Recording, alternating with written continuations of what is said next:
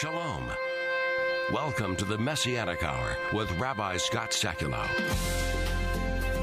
The Messianic Hour is a program designed to give you insight into the Jewish roots of your faith. Rabbi Scott is also here to answer your questions and help you gain a deeper understanding of Bible prophecy. And now, here's your host, Rabbi Scott Sekulow. Shalom and welcome to the Messianic Hour. I'm your host, Rabbi Scott. I'm here with my wife, Judy. This show is dedicated to reaching the lost and educating the found. And we're glad you're with us today. I want to encourage you to go to our website, rabbiscott.com, where you can get more information about our ministry. You can also check out this show and other shows and our sermons and teachings online. We archive all of our video. Also, check out this show itself. We have it listed under our channel as well, and on YouTube.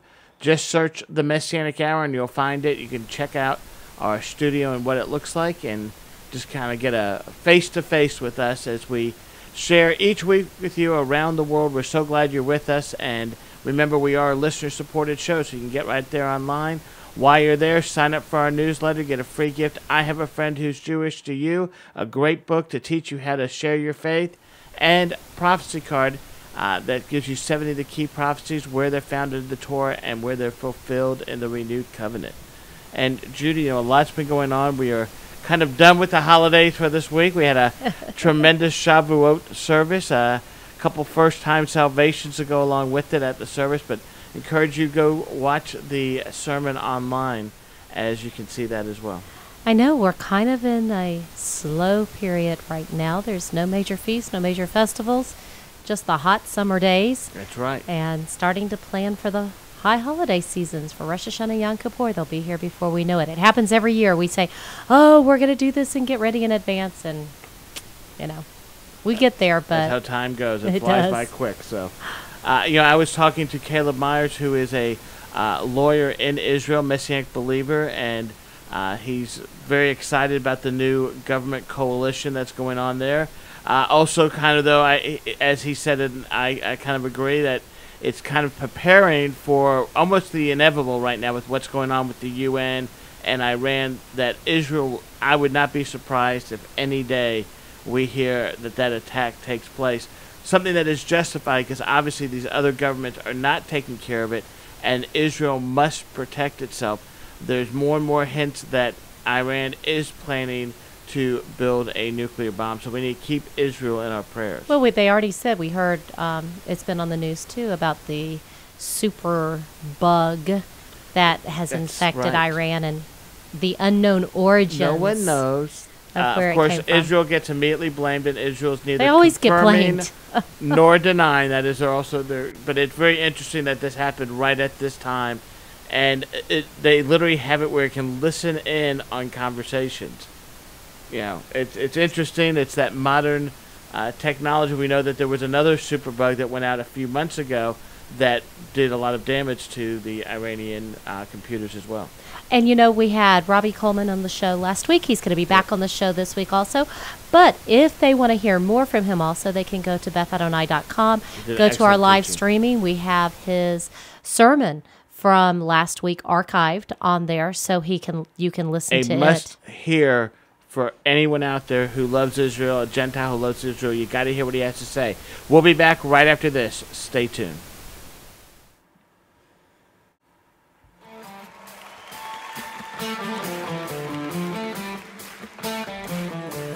Welcome back to the Messianic Hour. I'm Judy Sekulow. I'm glad that you're with us as we are on Acts chapter 21. We will be on Acts chapter 21. And we're about at verse 20 through 26. We're talking about these allegations against Shaul. So, Rabbi, why don't you get us started? So, there's a rumor that goes out that Saul is teaching the Jewish community that they do not have to keep Torah, that it is no longer needed. And this is something that it's ironic, because that's the same arguments that was going against Stephen when Paul was accusing him before the Sanhedrin. Now, Paul's now in front of the Sanhedrin of the Messianic, the believers, and this comes up, and the elders do not believe this 1 minute. So That's one thing we have to really understand. And when you're listening out there and watching, you have to understand that the elders did not believe these rumors. Unfortunately, the church today does believe this. They believe that Paul taught that you did not have to keep Torah. That's not the case. And we're going to see that with us, and it's very important that we understand that. Well, and we see that Simon Peter himself wrote in 2 Peter 3, verses 15 through 16, it says, "Our dear brother Paul also wrote you with the wisdom that God gave him. He writes the same way in all his letters, speaking in them of these matters. His letters contain some things that are hard to understand, which ignorant and unstable people distort, as they do the other scriptures to their own destruction." Right. So they were aware of this slander that was going on about him. Right. And so what was the ignorance? The ignorance was, does Gentiles, the thought was Gentiles must convert to become Jews in order to believe. The first problem is in the Torah, there is no, quote, way for a Gentile to convert to Judaism. So that was never God's plan. Second is, we see clearly, as we saw in the book of Acts, that God is accepting the Gentile as a Gentile, and he's giving them the full blessing as if they were the firstborn child of Abraham. So we understand that the purpose is that that you don't have to. The big question is not that you have to keep the Torah or not. That was never the question. The question is, does a Gentile have to convert? And that was a big issue. Because remember, this was not an issue until Gentiles started coming in. It was a Jewish-only club. The concept of a Gentile coming in without being Jewish was unheard of, and that's where the argument comes in, and that's really what the question was. And even once they do come in, how do we start teaching the Torah? It's not like, could you imagine, Judy, if we had a person come and visit the congregation, and we said, "Oh, great, we're glad you're here. By the way, by next week, we want you to memorize 1,064 commandments. There's 613 in the Torah, and then additional ones that were added besides those in the renewed covenant. You have to memorize them all by next week. We'll see you then." I don't think that's going to happen. I don't think that's going to happen. And that's really what they were saying is, look, we didn't learn it overnight. We can't expect them to learn it overnight. Let's take baby steps with them, but let's get them so we can fellowship. How do you do that? Get them away from eating things given up to idols. 3 of the 4 things that they mentioned in Acts 21 dealt with food. If we can fellowship, then we don't have an issue. And we see that really the whole thing that the Jerusalem elders were concerned about was the slander, and that they really wanted to clear Shaul's name among the believers. And we see that in Acts 21:20 through 22. It says, "You see, brother, how many thousands of Jews have believed, and all of them are zealous for the law," the Torah. "They have been informed that you teach all the Jews who live among the Gentiles to turn away from Moses, telling them not to circumcise their children or live according to our customs. What shall we do? They will certainly hear that you have come." So there was 3 really specific allegations against Shaul. So why don't you go over those? And it's interesting, Judy, you just read that scripture. It says that I'm going to say it again. They have been informed that you teach all the Jews who live among the Gentiles to turn away from Moses, telling them not to circumcise their children. Circumcision is a sign of the covenant. The covenant, of a sign of a Jewish person accepting the covenant. So that, or living according to our customs, not our law, our customs. 2 different things there. So now let's look at the allegations. First one, he teaches Jews to turn away from Torah. Moses equals the Torah. Second, he teaches not to circumcise their children. And third, he teaches Jews not to live according to the customs. The second one, again, was also dealing with the Jewish people. And what's really ironic here is that the same accusations that are now against Shaul are the same ones that when he was part of the Sanhedrin, he heard against Stephen. Right. So it's almost come full circle now with him, where before he was standing as part of the accusers, now he's the accused. And also what's ironic, too, is the fact that, as in Stephen's case, the Christian theologians have accepted these false allegations as the gospel truth. In our zeal to believe that Saul taught against the Torah, we have naturally wanted to believe that these accusations were founded in the actual teachings of Saul. On the contrary, they were not. These were accusations that were found to be false. So he was actually teaching that Gentiles do not have to be circumcised, but that the Jewish people still had to be circumcised. Right. That Gentiles, that when they came in, were not required to be circumcised. Because the circumcision of the flesh was a sign that you were a direct descendant, physical descendant of Abraham. The circumcision of the heart is that you, as a Jew or Gentile, has received Yeshua into your life, and the Ruach HaKodesh, the Holy Spirit, into your heart. That's why it's a circumcision of your heart.